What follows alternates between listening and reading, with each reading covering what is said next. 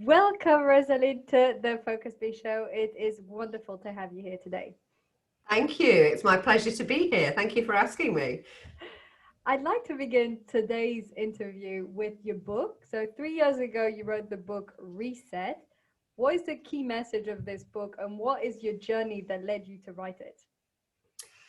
Well, it says what it does on the tin, really, which I think there's many times that there's a lot of dialogue at the moment about resetting the world, ironically, with what we are coming through in our current times. And repeatedly in my past, I had that desire. On your computer, you can press that reset button when it all gets too much, and it kind of takes it either back to factory settings or it resets everything. And I realized that I'd had a desire, or I'd been working in a way to reset my life, because elements, circumstances, and of course, we can become metaphysical and say, or Freudian, and say there's no such thing as a mistake and you manifest your own reality. But a lot had happened to me repeatedly, and I'd come through a lot of quite challenging events and often come through with great resilience and great tenacity.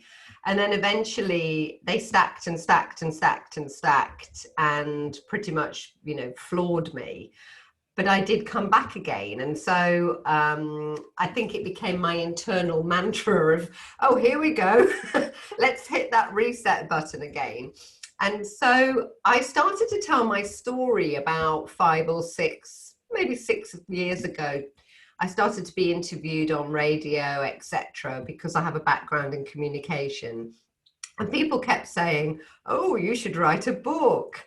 And when you've heard that enough times, you think, yes, I should write a book. So that's exactly what I did. And the idea behind the book is really, it's semi-autobiographical in so much as I do talk with vulnerability, with candor, about times that were an incredible challenge to me that led me to want to press that reset button. I talk about how I did press that reset button, and some were really elegant and positive and some really were not. And then wearing my therapeutic, because I'm a rapid transformational therapist and clinical hypnotherapist hat, and also my coaching hat, I then give people exercises and ways that if they're facing that challenge, perhaps they could get through with a little bit more elegance and ease. Could you give us an example of one of these tools to reset? Yes, so there's a chapter about, so I talk about the 5Fs quite a lot, but we'll come on to that maybe later. But there's a chapter really about feeling very resentful about things that have happened and gone wrong in your life. And so I talk about radical forgiveness. And whilst I'm not a priest, and so I can't necessarily say to people, or I'm not entirely 100% sure, looking at my own depth of my heart, that there have been some things that have happened to me where I'm like, yes, it's absolutely fine. I have risen above that and you are completely forgiven. Forgiveness is key to letting go. It's that message of not forgiving somebody is like walking around with a cup saying poison and their name on it, but because you can't find them, you keep taking a sip from it. So that would be an incredibly simple example, and that's probably nothing you've not heard before, but it is really about all these little hacks, because I got to the point where I was so overwhelmed with events that were taking place, and you did ask me what had led to it. So from being the poster girl for success, because I ran a PR company in London, I came through PR in the 80s, all the leading agencies and advertising and marketing, formed my own agency in the early 90s. In 2000, I sold my agency, and aged 40, I was a millionairess. I had an 8-bedroom house in London and I moved to the Bahamas. So it's like the poster girl for success. 5 years later, I was back in the UK, a single unemployed mother, having just buried my mother from pancreatic cancer and coming through cancer treatment myself, having lost or having been the victim of lost a lot of those life savings. And so everything I thought I'd worked for, sacrificed for, paid the price of admission for, that glorious life that on a beach in the Bahamas, was pretty much taken away from me. And it was so overwhelming. I'd lost my home, I'd lost my identity, I'd lost my country, I'd lost my friends, I'd lost my mother, I'd lost my marriage, I'd lost my future, I'd lost my career. That I did have to have CBT and quite a lot of therapy. And it's at those times that the smallest thing, the smallest hack, the smallest needle point, the one screw that turns can actually set your trajectory away from all of that. So I'm a great believer in not underestimating the power of the small steps. Yes, I can imagine that these tools all added up and helped you to realign and to figure things out. Was it at that moment that you then trained as a hypnotherapist and CBT and coach? No, the universe clearly felt I should have a few more life lessons, Katie. You'd think, wouldn't you? So yes, I'd come through cancer, I'd come through all of that. I'd come through the very interesting experience of living on a remote island in the Bahamas for a couple of years. No, I did reset at that time. I thought, what do I know? What can I do? I didn't want to go back to London as a single parent. And also I was around my parents because my mother was terminally ill and my father had had a stroke as well and had psychiatric problems. So I went back to live at home, never thinking I ever would return to Nottingham, my roots, but I did for all of those reasons. I thought about, what do I want to do? And interestingly, I thought, I want to be a life coach. That would be brilliant. I'm going to go into coaching. And I knew this company called Go Mad Thinking, Go Make a Difference. And they do coaching, business coaching. They do leadership training and development within organizations. And I thought, that's it. That's what I need to do. But I had absolutely no money whatsoever because it was all tied up and frozen at that time. So I contacted them and I said, can I come on your course and train? And in return, I'll do PR and marketing for you. Because here's a skill set I have, 20-year background and a very good pedigree in. I went to do that and I never ended up being one of their coaches because immediately they went, oh, you can be our marketing director. Although it had a very fancy job title, Insight and Innovation Director. So for 3.5 years, I was the marketing director by all intents and purposes for that company. And during that time, I remarried. During that time, the divorce was made and the settlement was made. I did have some money. I bought a very nice house in the same village as my parents. I thought I'd reset. I thought, there we go. Bingo. Come through it all and I've done well. No, wrong. So here's the life lessons from that, Katie. 1, don't marry your childhood sweetheart. Because although it did seem like rescue at the time, we'd had a 30-year very different life and very different trajectory.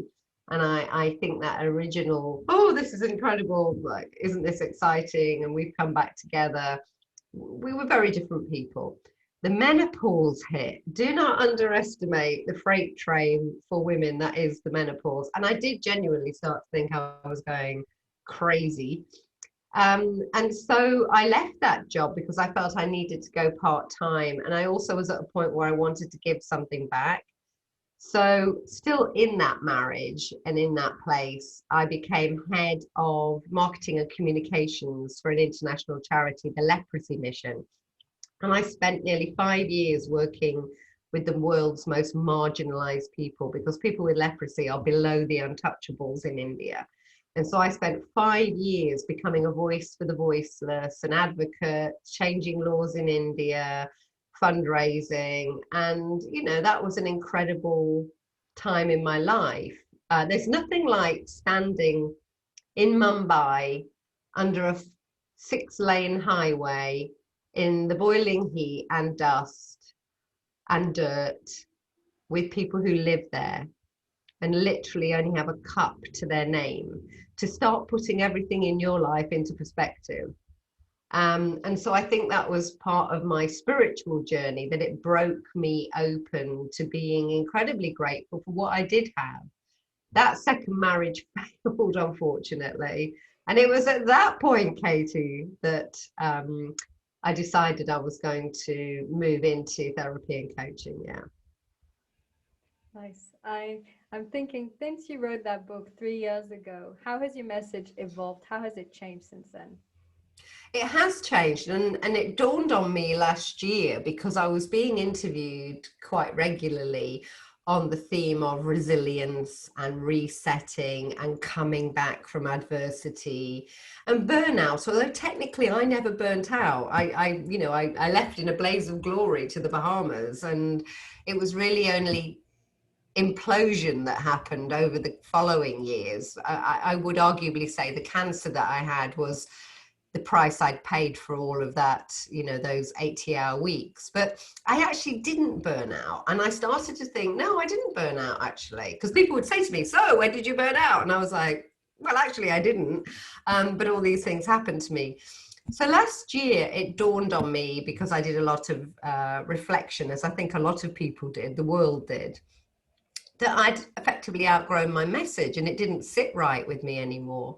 And so I realized that what I really bring, particularly to the go-to clients I tend to work with, who I'd previously called burnt out Barbara and Bob. And then I thought, no, they're not burnt out. They're six-figure earning, high achievers. They're not burning out. They thrive on it. A lot of them, they absolutely love it. They're really kick-ass. They don't procrastinate. They're incredible people.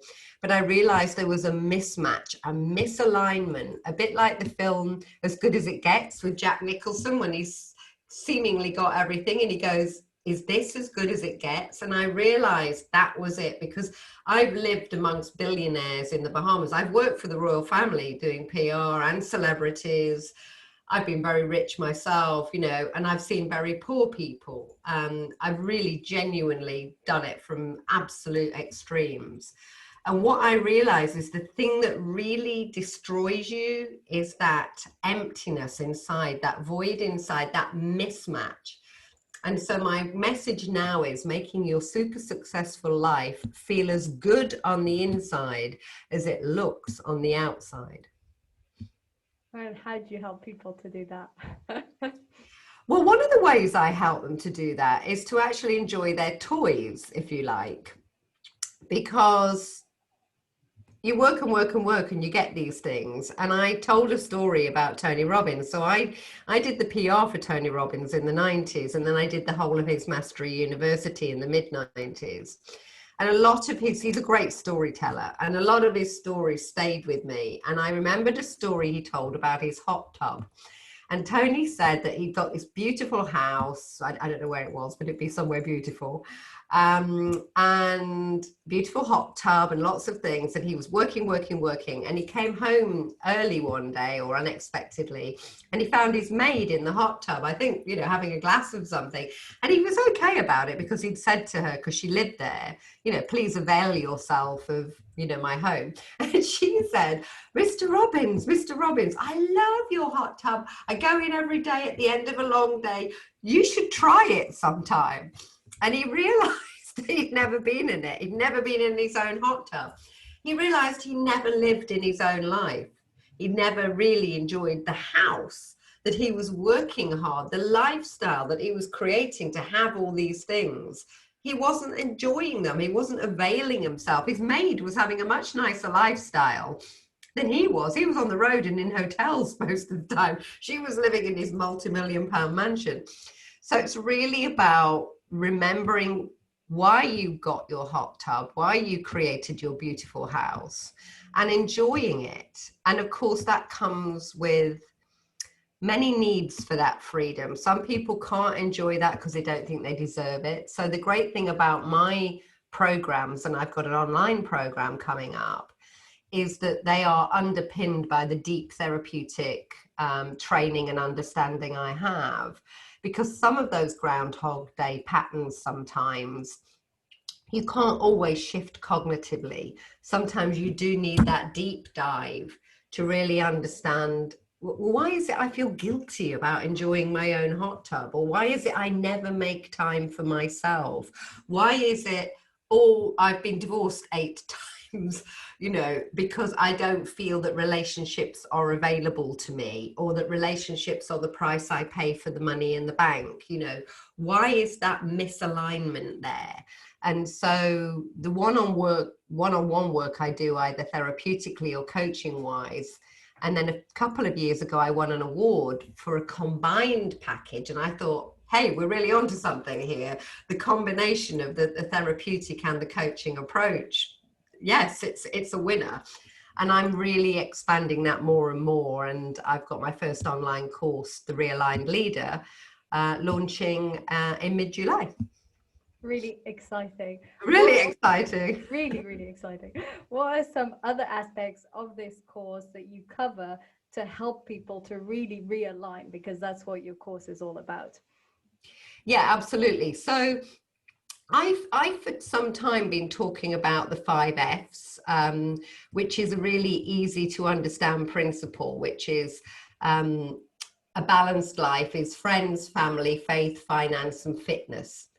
And then I realized that I was missing off a very important other aspect, which is fun. So working on really my core philosophy, and this is a core philosophy from the 90s. I found my company values and the company precepts that I built my award-winning PR company on in the 90s, and I was onto all of that then, because it came through the work I did with Tony Robbins, Edward de Bono, Brandon Bays. I worked for all these people, and of course it rubbed off.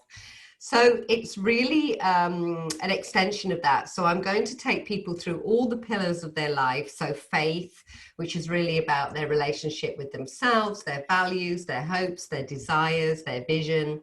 Fitness, mind and body, if you don't have the both. And I've got an online course called 60 plus ways to increase your productivity, energy, and focus. So we'll be using a lot of those hacks. And then relationships, I've got friends, family, and foes.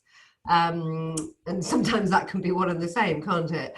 But it's really about having the best relationship with yourself, the best relationship intimately with others, but also keeping boundaries for those boundary busters.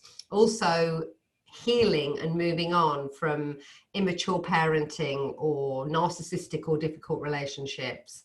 And then finance. And again, if people already are big earners, it's about enjoying their wealth. With other people, it might be more creating a money or wealth mindset. And sometimes people need systems and procedures. And then fun. So that's really about celebrating what you've achieved and enjoying your toys. So they're the pillars which will go across the 12 weeks. It's one-on-one coaching with me. There's lots and lots of support material, because I come from a background of PR and marketing.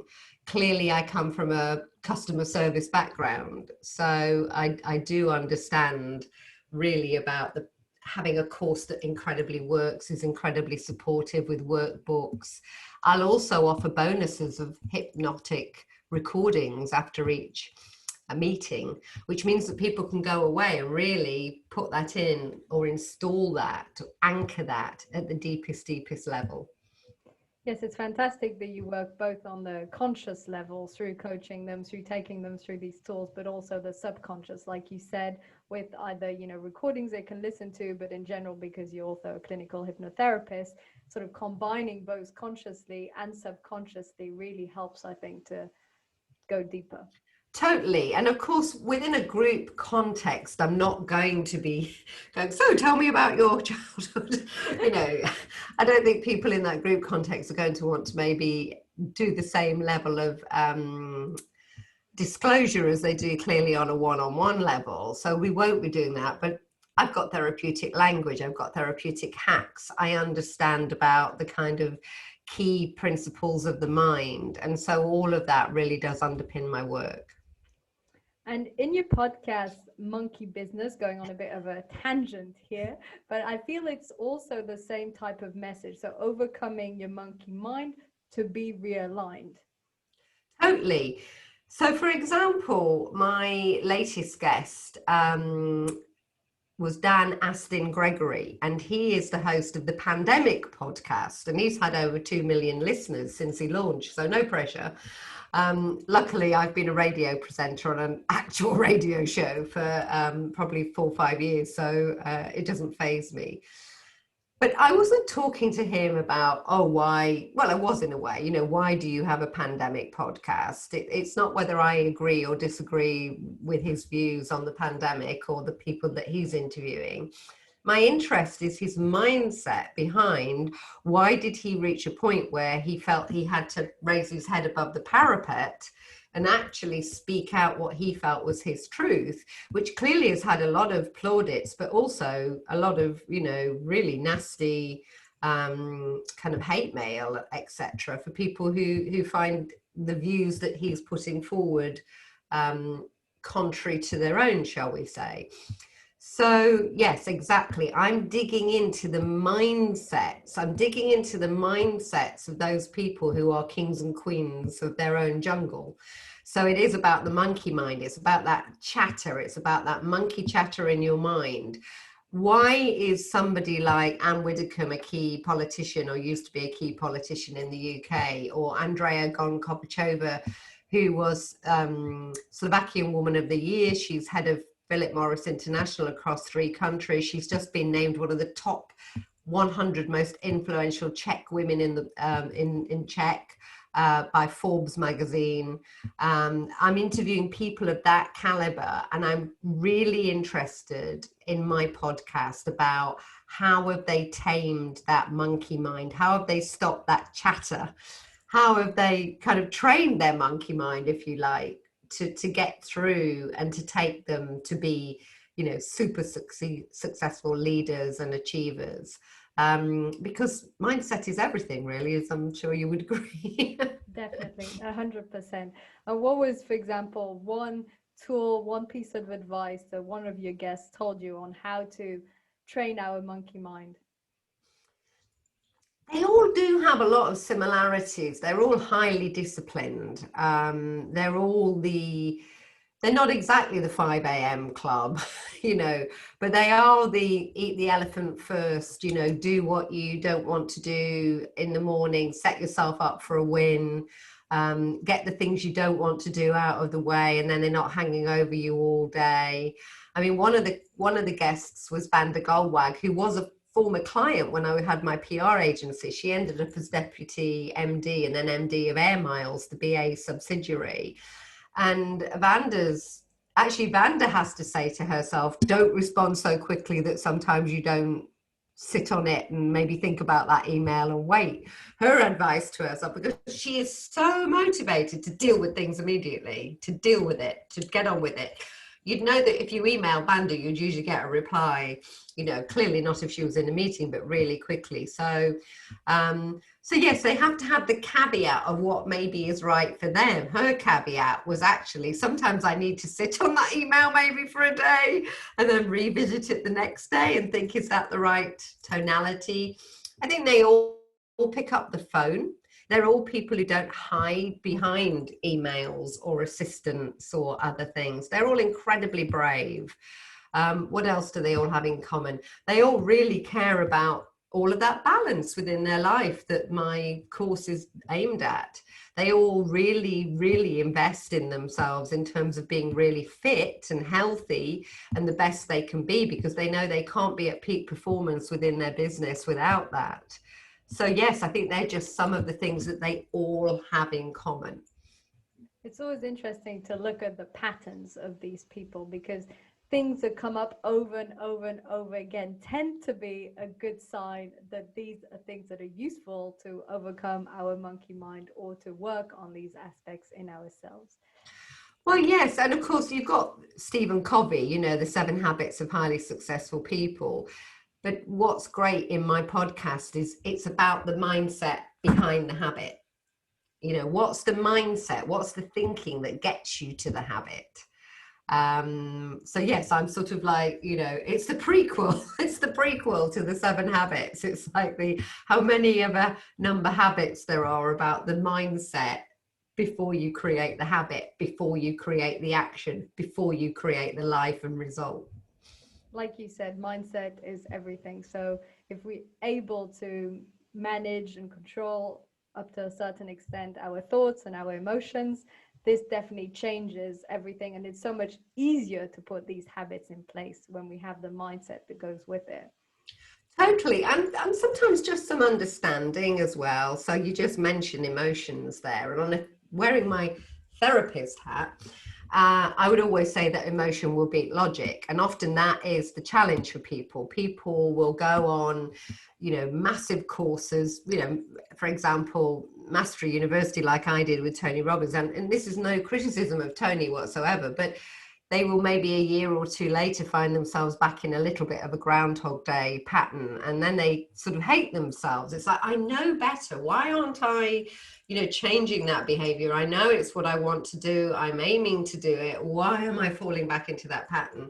And often that is because the emotion is overriding it, and the emotion will have been installed probably in your early childhood or at some, deep traumatic or significant time. And so that's why I will always say it's a bit like a garden. If you want an absolutely beautiful, beautiful garden with no weeds, sometimes you do have to pull the weeds up by the roots. So there is a little bit of that work sometimes to be done. But I think the point is, you will know if you've done all the other cognitive and coaching work and you're still falling back into a little bit of a pattern that is making you feel like you're failing. Just say to yourself, I think my emotion is winning here. Why is my emotion winning here? And you're kind of on to the solution at that point. Yes, and a lot of people don't like to admit that emotions win over logic. Well, no, and a lot of people don't have the luxury, do they? I mean, my own partner, and I'm the poster girl for, I've come through reset, I've come through 2 divorces, and now I'm in the best relationship of my life. But boy, have I worked hard on it. And my partner's also come through 2 divorces. And I'm in my 50s, he's in his 60s, but he's ex-military and he's seen a lot of active service. And we've been watching a program about the SAS and recruitment. And I think we mentioned this in one of our groups, that I wouldn't want to think that a member of the SAS, if my life and country depended on it, is going to sort of sit down and hold hands and sing Kumbaya and kind of get at a very important time, maybe. Well, how am I feeling about this? The trouble is, in a lot of those roles, they get into such a habit of overcoming and suppressing their emotions for absolutely obvious life and death reasons that it can be hard to get back in touch with them. Yes, and I think that's also happens sometimes with people in business, where it's maybe not life and death, but people treat it as such, and they're used to squashing their emotions.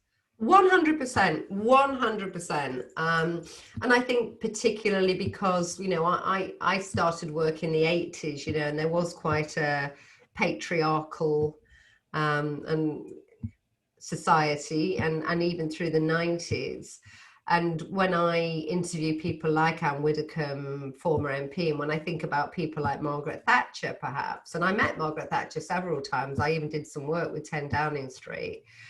I just think they had to kind of outmen the men, because I think at that time the yin, the feminine energy, was seen as weakness in leadership and in work. It was seen as weakness. Thank goodness it's changing, but it saddens me that it's been so slow to change, I'll be honest. So yin and yang energy, and that yin energy and what we bring with maybe a more touchy-feely emotional energy, I think can greatly enhance business, clearly in a measured way. But that's the same with the yang energy, that sometimes you do have to go, right, we haven't got time to discuss this, we're just going to push on through. Absolutely get it if you're a frontline soldier, I do get that. But you're right, maybe in the boardroom, that's not always the solution. And I think part of it was, we've had 20, 30 years of thinking that's what leadership looks like. It's kind of shouty, it's rather male. In the 90s, I had a business psychologist in my business, and he taught me how to behave like a man in a boardroom, because I'd go into these massive meetings with lots of other agency heads. I'd be the PR agency maybe head. We'd be on a £500,000 account for a client, and there'd be the ad agency and the brand manager and the marketing manager, you name it.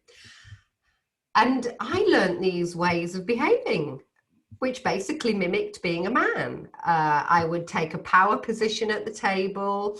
I learned a very important one, which is that women smile to please and men smile when pleased. So I'd like be going, don't smile, don't smile, don't smile. There'd be an inner dialogue going on in my head. And it was exhausting, Katie. It was absolutely exhausting because I was trying to be something I genuinely wasn't. I managed to pull it off, but you know, it was like, why? And that's where I'm at now. Why is that necessary?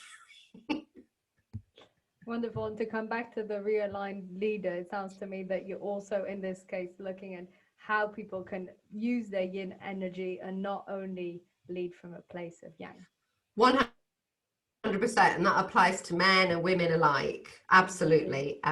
So it's about so much more than just how you perform within the business. It's really about realigning yourself to your best self across every aspect of your life.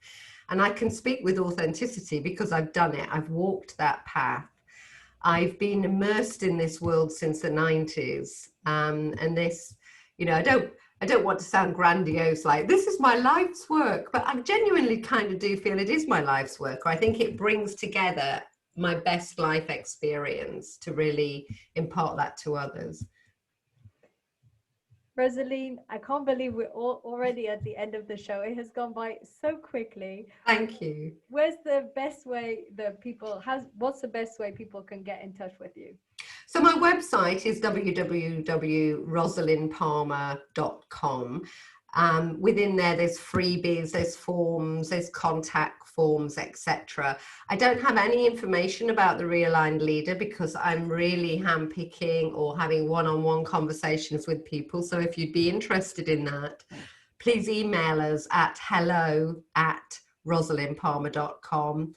And if you basically Google Rosalind Palmer, you'll find me on Twitter, on LinkedIn, across social media. So hello@rosalindpalmer.com. Reach out to me on social media or fill in the form on the website. Fantastic. Thank you so much for being on the show today, Rosalind. You're welcome. Thank you so much. It's been a really, really interesting conversation. Thanks, Katie. Thank you.